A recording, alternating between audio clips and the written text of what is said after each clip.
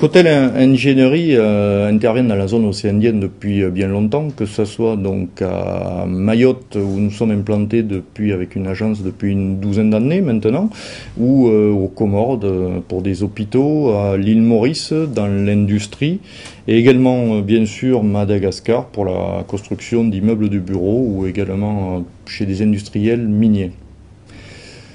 Nous avons décidé il y a 3 ans d'élargir notre rayon d'action à l'Afrique australe en commençant par l'Afrique du Sud et également donc au Vietnam où nous avons quelques opportunités commerciales. Nous nous appuyons sur la référence qu'est la Réunion comme laboratoire des énergies naturelles en France et dans les zones tropicales. En effet, l'objectif de la Réunion était de disposer d'un mix énergétique à échéance 2025 de 50% d'énergie naturelle et 10-15 ans plus tard 100% d'énergie renouvelable. C'est très ambitieux, certes, mais c'est quelque chose qui se construit et qu'on peut vérifier au travers de toutes les centrales photovoltaïques qui existent à l'île de la Réunion. Donc, fort de ce constat, quand on rencontre des clients